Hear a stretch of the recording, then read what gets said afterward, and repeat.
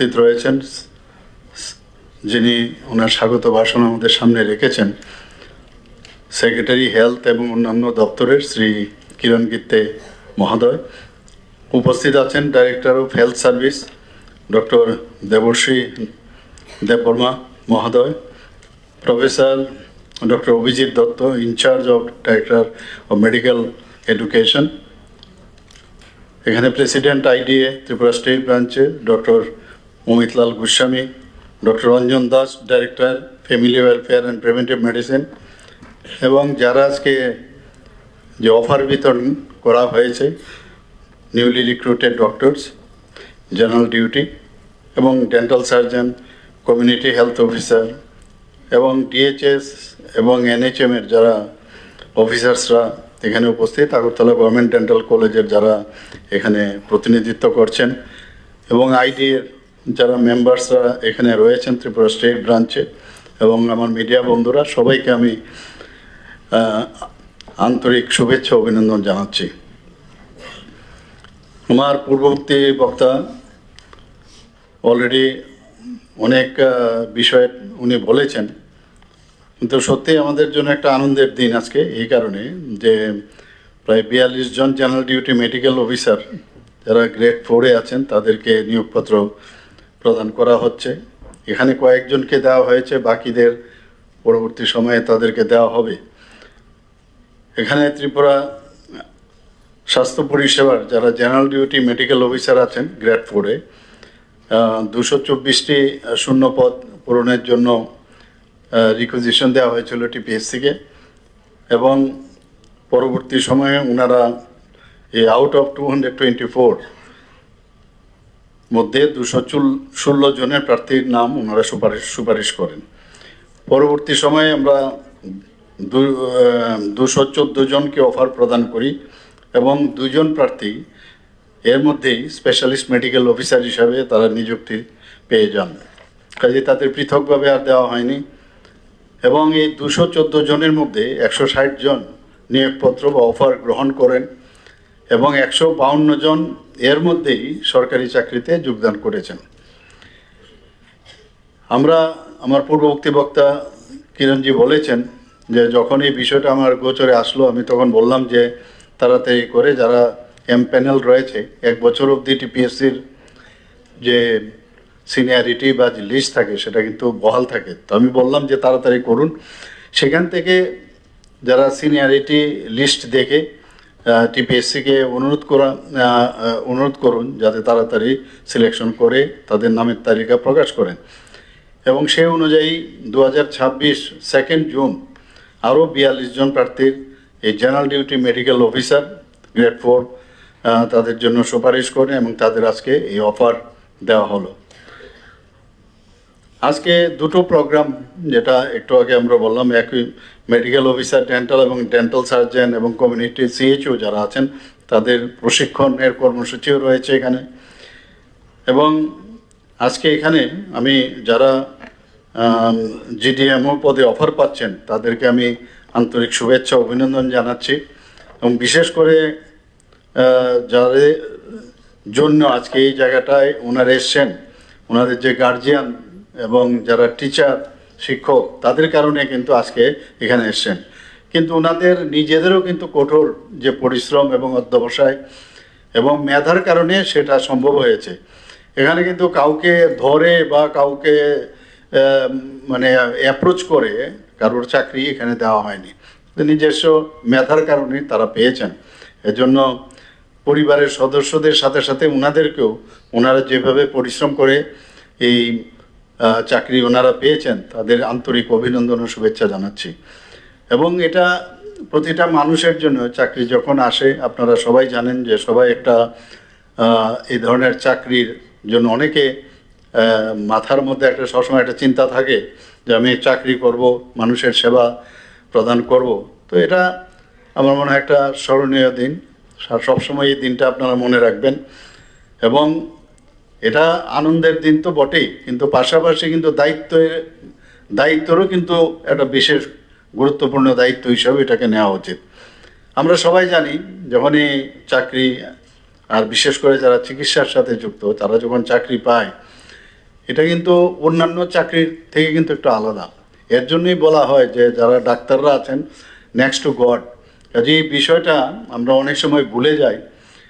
কাজেই এখানে কারণ মানুষের জীবন আপনারা বাঁচাচ্ছেন, মানুষের শারীরিক মানসিক সব দিক থেকে তাকে ফিট করার, তাকে ঠিক রাখার দায়িত্ব কিন্তু আপনাদের। এবং এই যে মহান একটা সেবার সাথে আপনারা যুক্ত হচ্ছেন, এটা ভুলবেন না আপনারা কেউ। এখানে আমি জিজ্ঞেস করছিলাম কয়েকজনকে কোথা থেকে পাশ করেছে, অনেকে টিএমসির থেকেও বলেছেন, হয়তোবা আমার স্টুডেন্টও হতে পারে, আই ডোন্ট নো। আবার এজিএমসির থেকেও পাশ করেছে, নিশ্চয়ই অন্যান্য জায়গার থেকেও যারা বাকি 42 বা এর আগেও যারা বিভিন্ন জায়গার থেকে ত্রিপুরার হয়ে তারা পড়েছে এখানে। এবং এটা আমাদের জন্য খুব দরকার। কালকেও যখন বিভিন্ন জায়গায় যখন যাই সবসময় বলে আমার এখানে ডাক্তার কম, ডাক্তার কম। বিভিন্ন জনপ্রতিনিধিরা প্রায়শ বলতে থাকে। কালকেও আমি আমবাসায় গিয়েছিলাম, সেখানেও এই প্রশ্নের সম্মুখীন আমার হতে হয়েছে। তো আমরা বললাম যে কিছুদিনের মধ্যে আরও ডাক্তার অলরেডি যুক্ত হবেন, আপনাদের যে গ্যাপগুলো আছে সেগুলো আমরা ফুলফিল করব। এখানে আমি জানি এখানে যারা ডেন্টাল সার্জনরা আছেন তার মধ্যে যারা এখানে যারা এমবিবিএস যারা পাস করেছে তাদের চাকরি হয়ে গেল, আমাদের দিকে কিছু হয় না। মাথায় আছে, আপনারা সবাই জানেন যে এখন অবধি আমাদের স্যাংশন পোস্ট যে 123 গ্রেড 1 থেকে গ্রেড 4 অবধি আছে। Man in position 68 plus 6 post টিপিএসসির মাধ্যমে হয়েছে। 49 ভ্যাকেন্ট পোস্ট আগামী দিন যে প্রমোশন হবে, এটা কিন্তু প্রমোশনাল।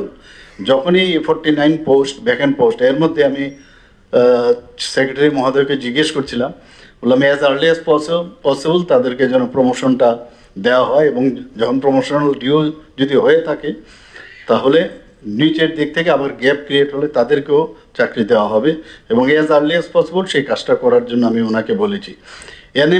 এনএচএমে আমাদের 51 পোস্ট আছে স্যাংশন পোস্ট, সেখানে 49 আছে, 2 পোস্ট ভ্যাকেন্ট।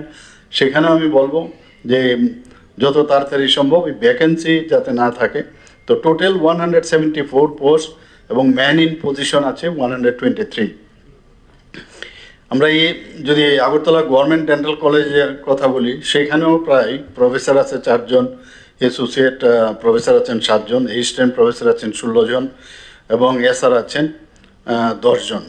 তাছাড়া জেআরও কিছু রয়েছে সেখানে প্রতিটা ডিপার্টমেন্টে। তো সব মিলে প্রায় 40 জনের উপরে এখানে আমাদের এজিডিসি তো রয়েছে এখানে। কাজে চিন্তার কোনো অবকাশ নেই। আমরা সব দিকে নজর আছে, আমরা নিশ্চয়ই তাদের জন্য আমরা কিছু একটা করব। আমরা এখানে যারা চিকিৎসকরা আছেন তাদের সবচেয়ে বড় যে বিষয় সেটা হচ্ছে ট্রিটমেন্টের জন্য তো মানুষ যায় ঠিকই, কিন্তু আমাদের এক এক সময় পেশেন্টের এত ভিড় থাকে, এক এক সময় নিজের এখানে নিজেকে ঠিক রাখাও কিন্তু এক সময় সমস্যা হয়।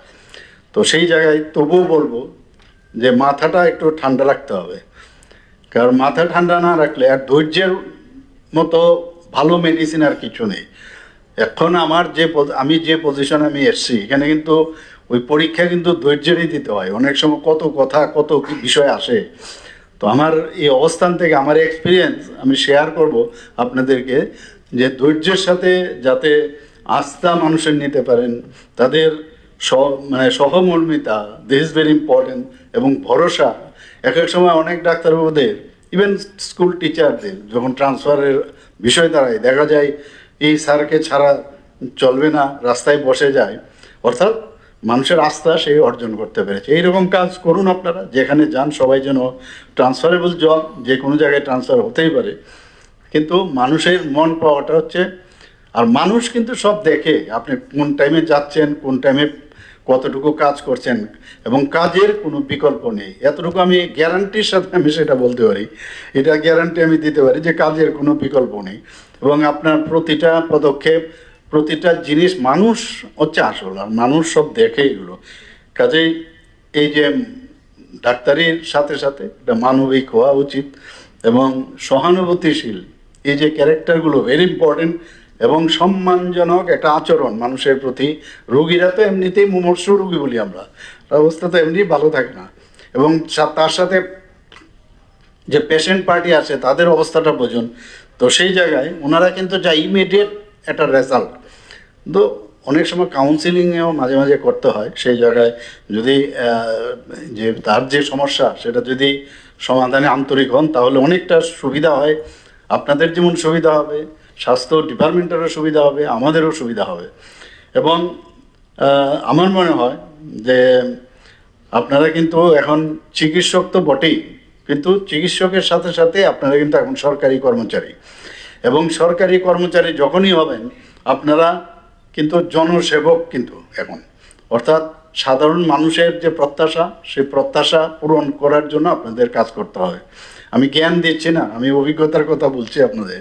হয়তো অনেকে মনে করবেন যে ডাক্তার, যে নেতা হওয়ার সুবাদে বা মুখ্যমন্ত্রী হওয়ার সুবাদে খুব জ্ঞান দেন আজকে। তা আমি ওই দিকে না, খুব সহজ সরলভাবে বোঝানোর চেষ্টা করছি।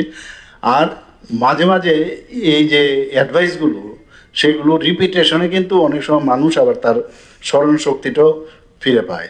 তো মাঝে মাঝে বারবার বলার পরে যদি কিছুটাও যদি অন্তত 30%ও যদি মস্তিষ্কে থাকে, তাহলে আমার মনে হয় আমরা যে কাজে ব্রত হয়েছি সেটা অনেকাংশে আমাদের যে টার্গেট সেটা ফুলফিল হবে। আমরা ত্রিপুরা সরকার, আপনারা দেখেছেন একদিকে আমরা যারা যুবক যুবতীরা আছেন তাদের চাকরি নাই, জল নাই, রাস্তা নাই। কিছু লোক আছে এইসব সারাক্ষণ ধরে মুখস্থ করা বলি গত 40 বছর ধরে আমি শুনে আসছি, এবং এই কথাই বলেন, কিন্তু ওনারা একবারও দেখেন না এখানে ডেভেলপমেন্ট থেকে আরম্ভ করে প্রতিনিয়ত আমরা কর্মসংস্থানেরও চেষ্টা করছি।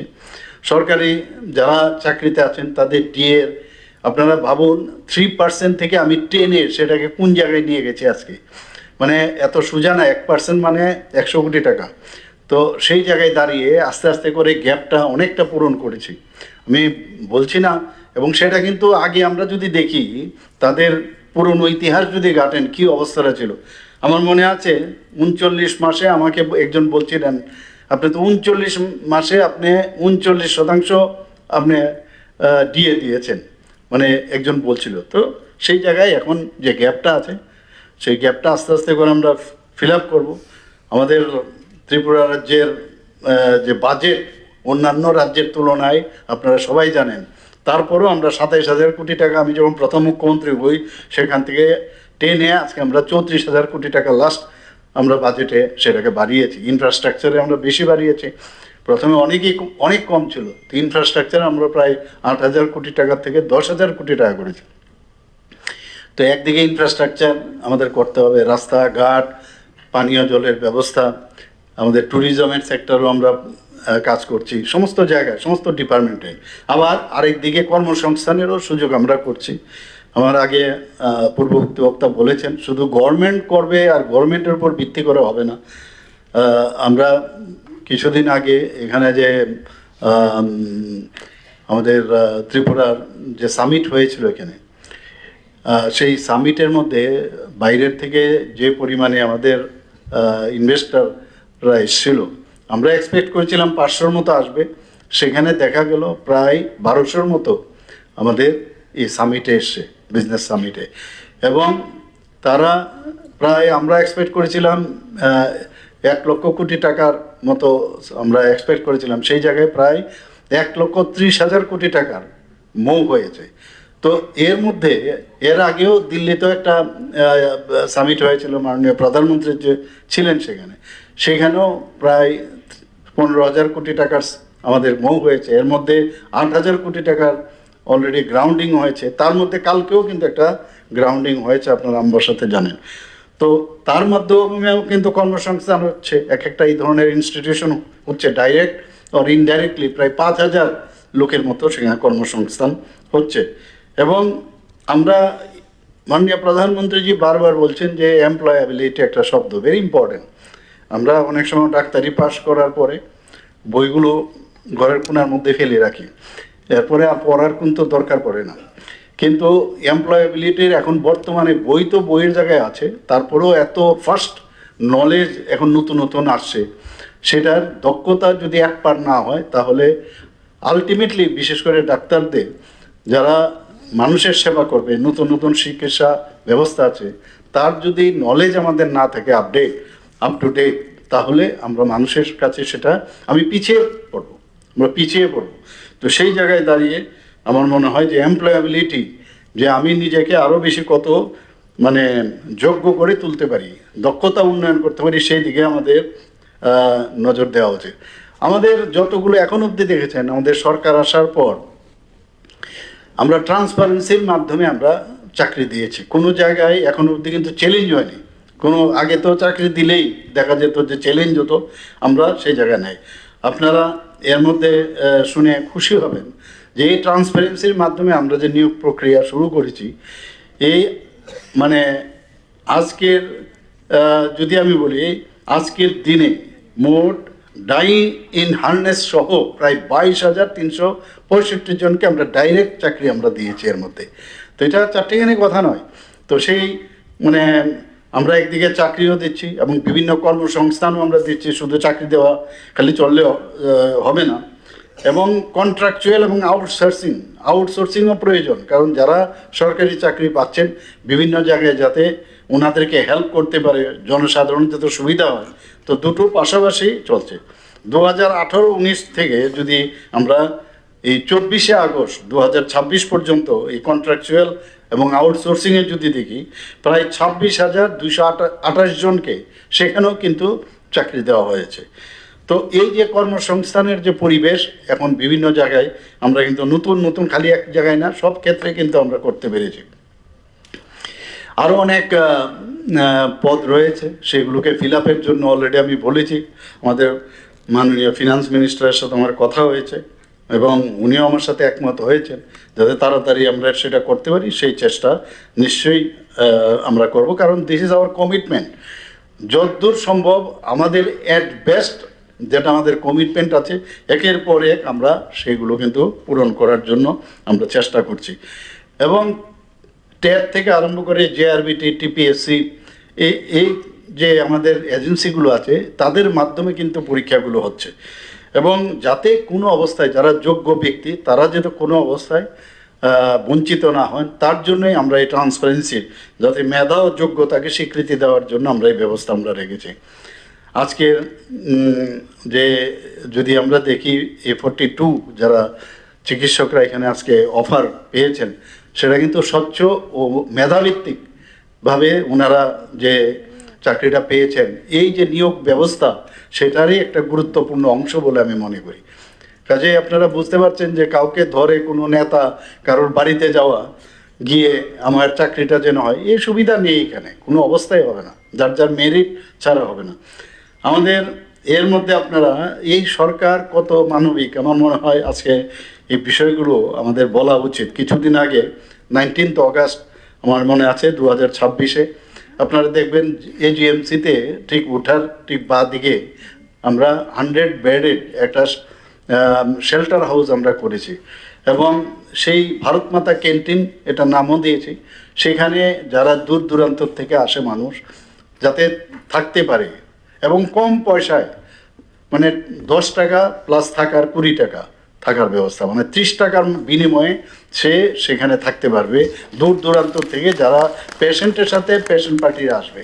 তো এই যে সরকারের যে একটা হিউম্যান টাচ যে বিষয়, সেটা কিন্তু আমার মনে হয় যে আমাদের যে চিন্তা চেতনা, সেই চেতনার ভিত্তিতে কিন্তু আমরা সেটা করেছি। এবং এটাকেও কিভাবে করা যায় তারও মানে এটা কিকস্টার্ট করা যায়, তার বিষয়ে আমার সাথে কথা হচ্ছে আধিকারিকদের। আপনারা জানেন যে গত বছর খুব সম্ভবত সেখানেও আমরা যারা পেশেন্ট পার্টি আছে, তখন তো এটা শুরু হয়নি, জিবি হসপিটালে 10 টাকার only for 10 at the rate of 10 rupees তাদের খাবারের ব্যবস্থা আমরা করেছি। এখনও সেটা চলছে, আমি খবরাখবর রাখি।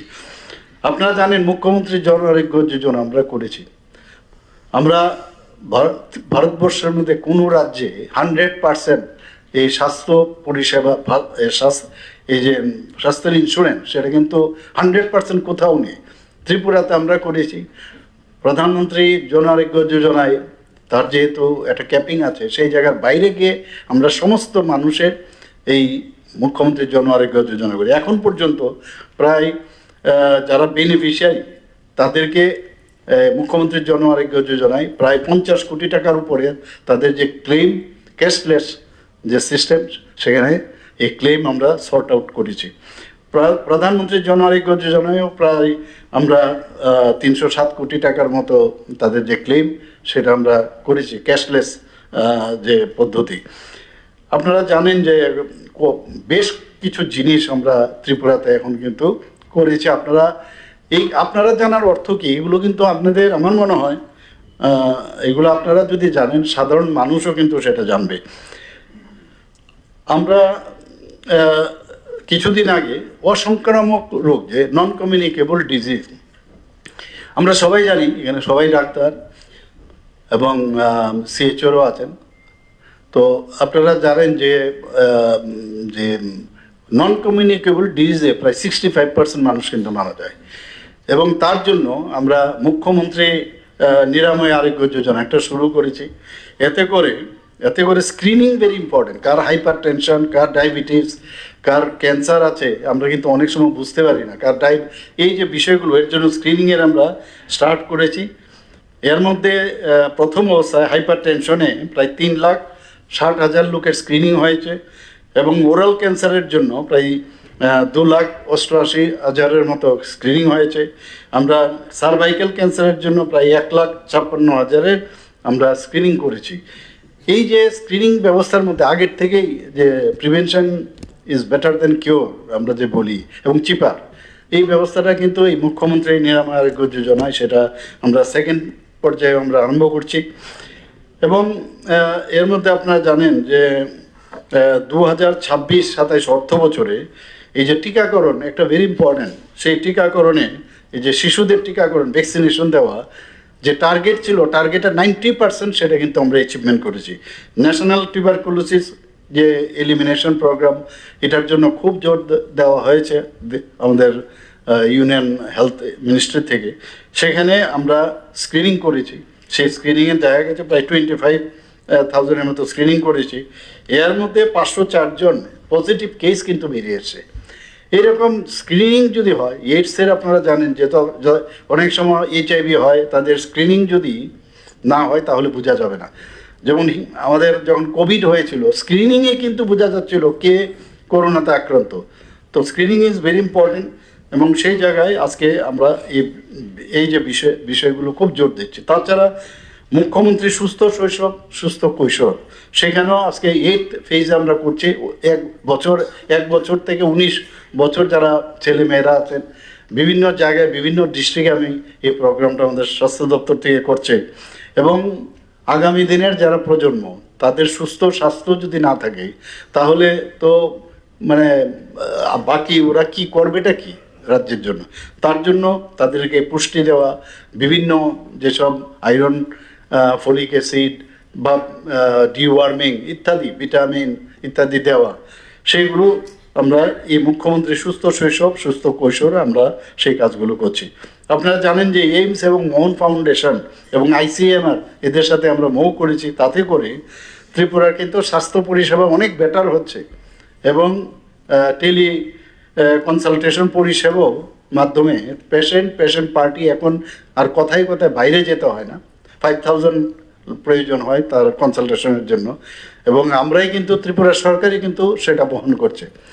এখানে আপনারা জানেন যে প্রায় কিডনি ট্রান্সপ্লান্ট 9টার মতো হয়েছে এবং 9 জনই সুস্থ। যারা দিয়েছেন তারাও সুস্থ, যারা পেয়েছেন তারাও সুস্থ। এবং এই যে মোহন ফাউন্ডেশন বা অন্যান্য যেসব সংস্থাগুলো আছে তাদের সাথে আমরা যুক্ত হয়ে আমরা আগামী দিন যে হার্ট ট্রান্সপ্লান্ট থেকে শুরু করে লিভার ট্রান্সপ্লান্ট, সেইগুলো আমরা আগামী দিন করব। এবং এইমসের সাথে আমাদের মৌ হয়েছে এবং এক একটা টিম আমরা পাঠাচ্ছি যে বারবার এইমসের সাথে আমি যখন ডাইরেক্টর যিনি ছিলেন উনি এখন নীতি আয়োগে চলে গেছেন, ওনার সাথে আমার কথা হয়েছিল।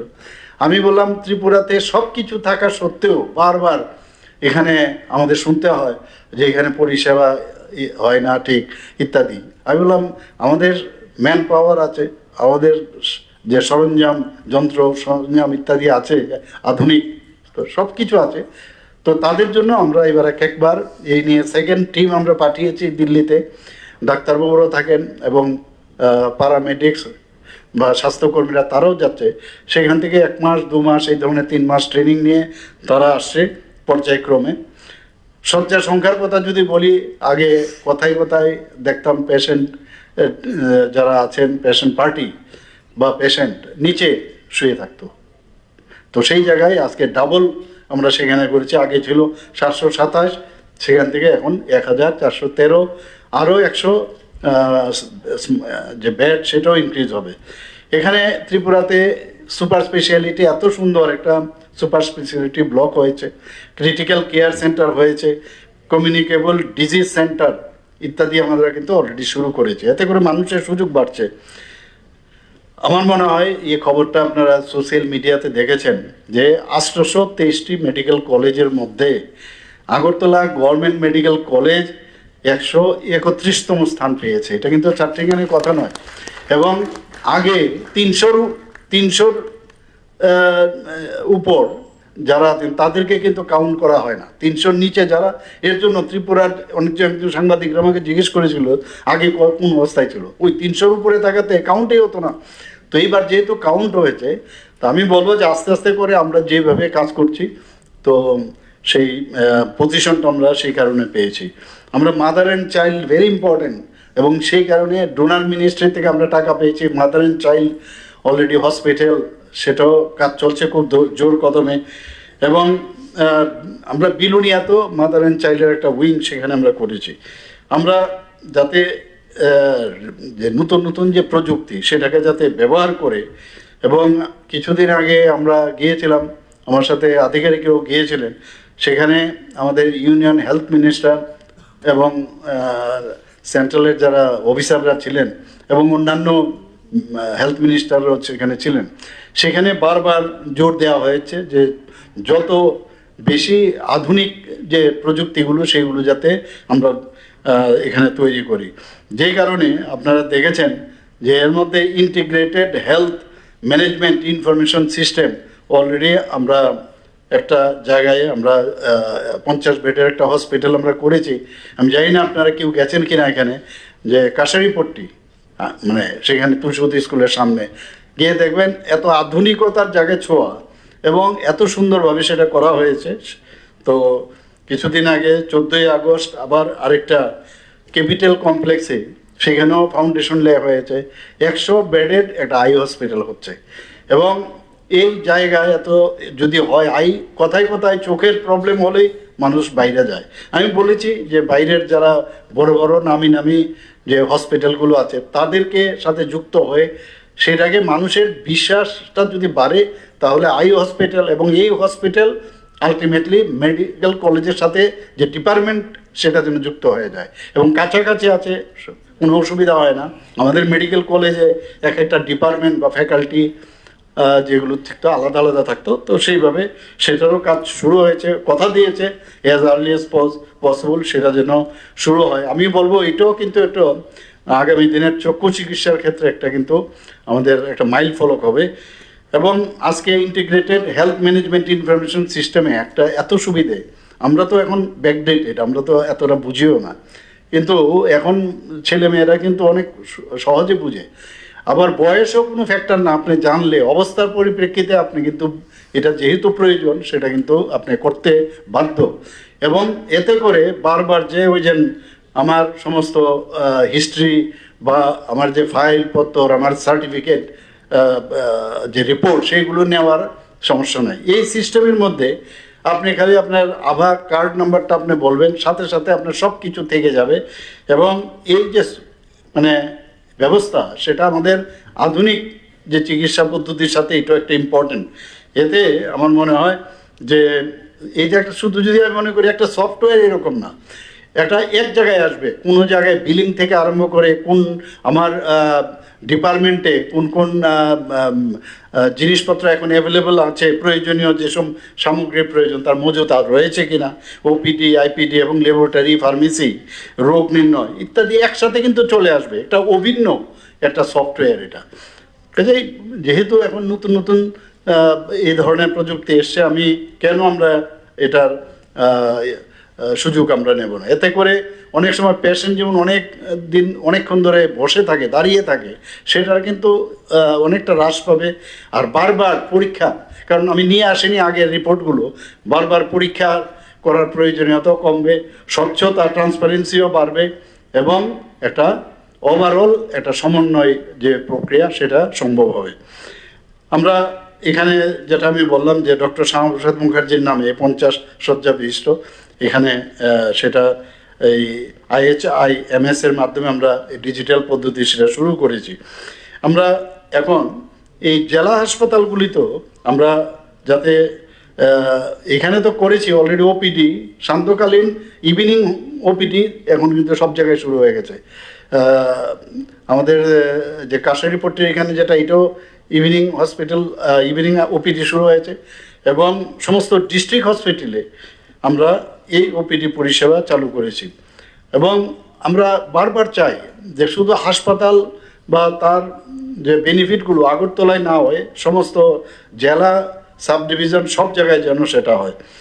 Trauma care centre is very important, আপনারা সবাই জানেন। দুটো ডিস্ট্রিক্ট বাদ দিলে এখন মোটামুটি সব ডিস্ট্রিক্টে এখন ট্রমা সেন্টার হয়েছে, এবং আগামী দিন বাকি সেন্টারগুলোতে আমরা শুরু করব। এবং খোয়াই ও সিপাহীজলা নতুন জেলা হাসপাতাল আমরা জিরানিয়া, মোহনপুর, উদয়পুর যে সাব ডিভিশন হসপিটাল সেখানেও নির্মাণের কাজ চলছে।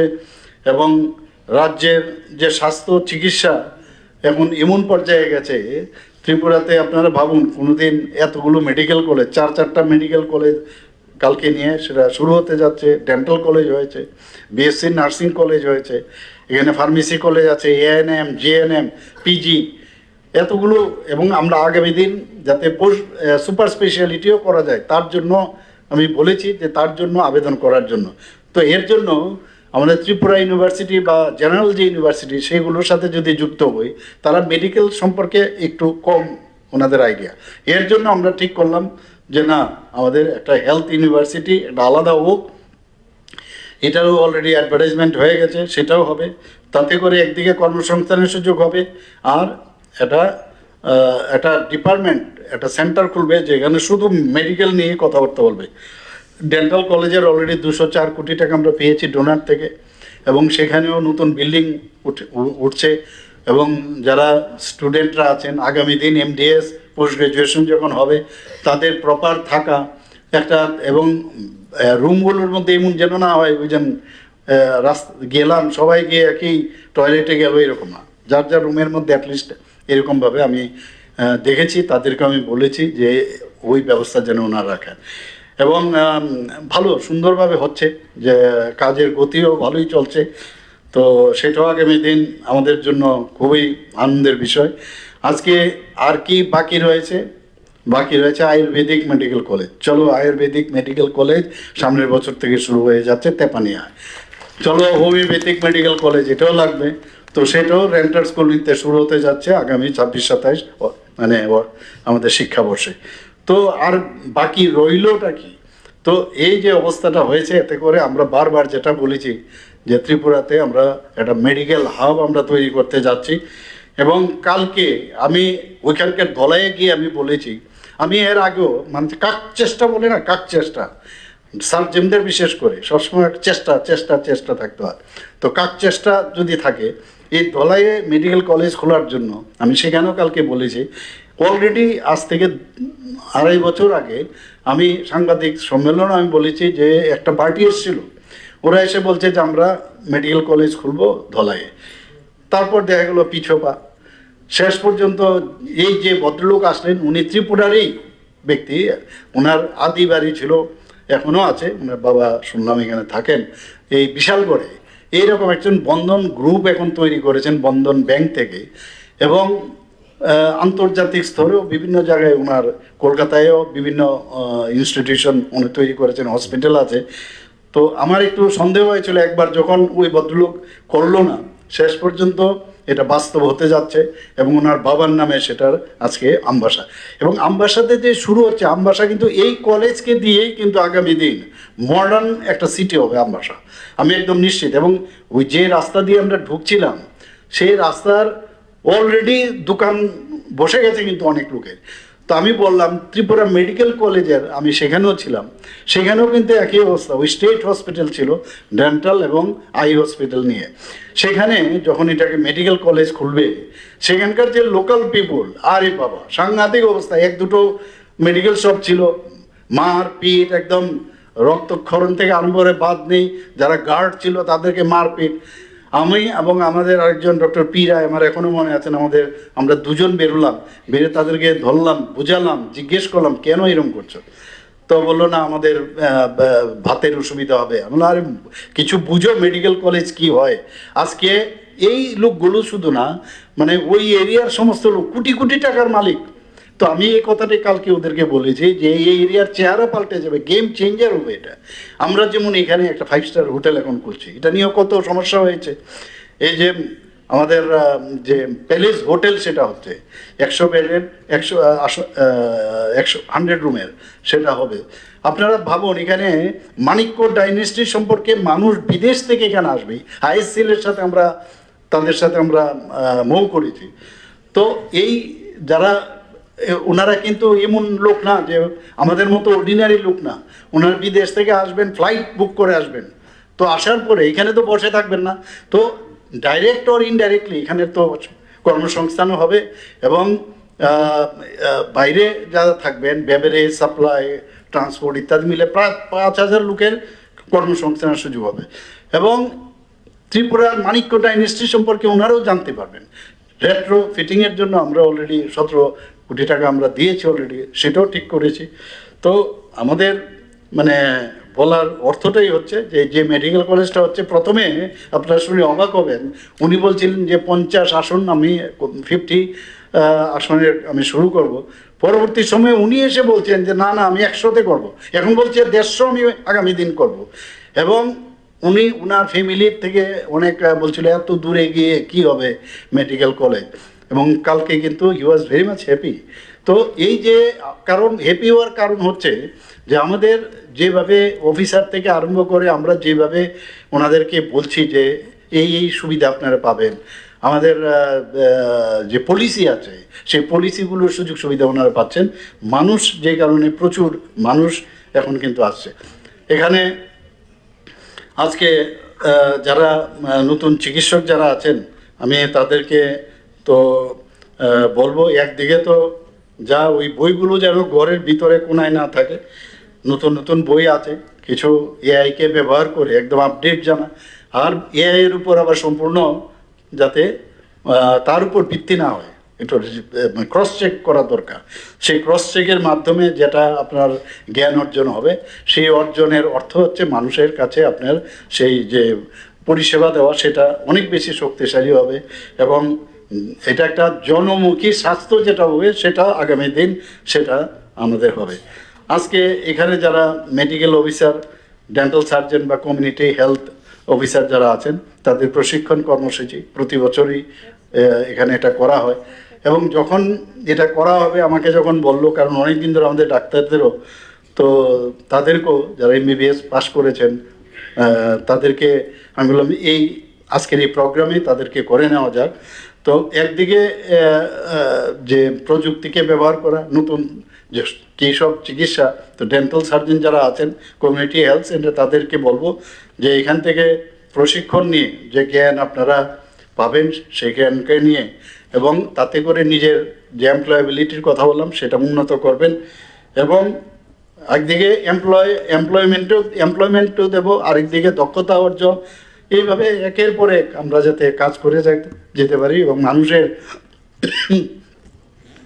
যে রাজ্যবাসীর যে দীর্ঘদিনের যে স্বপ্ন হেলথ সেক্টর নিয়ে, আমরা হেলথ সেক্টরকে হাত দিয়েছি, পাশাপাশি আমরা এডুকেশন সিস্টেমও কিন্তু হাত দিয়েছি। এডুকেশনকে নেক্সট, আমরা কালকেও আমবাসায় সমস্ত অফিসাররা সেখানে গিয়েছিলেন, রিভিউ মিটিং আমি করেছি, বিভিন্ন বিষয়ে আমি বলেছি, শুধুমাত্র মানে এখানে ডেভেলপমেন্ট কী করেছেন বাদ দিন, ইস্যু খালি কথা বলুন, ইস্যু নিয়ে কথা বলুন। সেই ইস্যুগুলো আমরা বলেছি সেখানে, সেগুলো যাতে আমরা আগামী দিন সেগুলো করতে পারি। এবং এখানে যারা ডেন্টাল সার্জনরা আছেন তাদেরকে আমরা বলবো, ত্রিপুরাতে ডেন্টাল কলেজ, আমি জানি না কোনোদিন হয়তো বা স্বপ্ন এই দেখেছেন আমিও স্বপ্ন দেখেছি, কাক চেষ্টার কথা আমি বলছি। আবার আমি টিএমসির মধ্যে থাকার সুবাদে আমি সেখানেও কিন্তু একবার চেষ্টা করেছিলাম।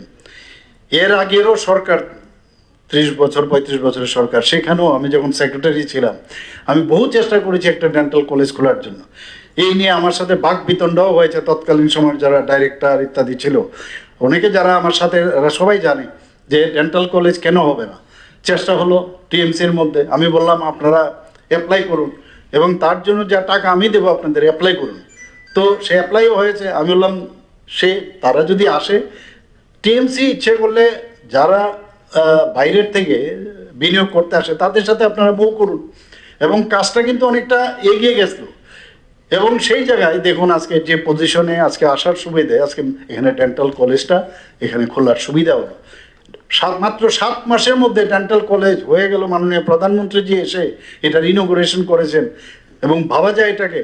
এখানে যারা বাইরের থেকে ডিসিএর যারা কর্মকর্তারা এখানে এসছেন আমাদের ডেন্টাল কলেজ দেখে তারা এত খুশি। আমি বলছি না এতে আত্মতুষ্টির বিষয় নয়, আরও কীভাবে এটাকে ডেভেলপ করা যায়। একদিকে পড়াশোনার দিক দিয়ে তাদেরকে আরও দক্ষতা অর্জন করতে হবে, স্টুডেন্টদেরকেও দিতে হবে। আমার কাছে যা খবর হচ্ছে প্রায় 200-এর উপরে ওপিডি তে পেশেন্ট আসছে এখানে। শুধু ত্রিপুরা নয়, বাইরের থেকে অনেক লোক কিন্তু এখন মানুষের ওয়ার্ড অফ মাউথ কিন্তু একটা বিরাট বিষয় যে এখানে ভালো কাজ হয়। তো এখানে আয়ুষ্মান ভারতের যে সেইগুলোরও সুবিধা সেখানে রয়েছে। আভাস স্ক্যান অ্যান্ড শেয়ার এর পুরো মাত্রায় সেখানে চালু রয়েছে। প্রায় 89.5% রোগী এর জন্য যে আভাস স্ক্যান অ্যান্ড শেয়ার সেখানে অলরেডি রেজিস্টার হয়েছে।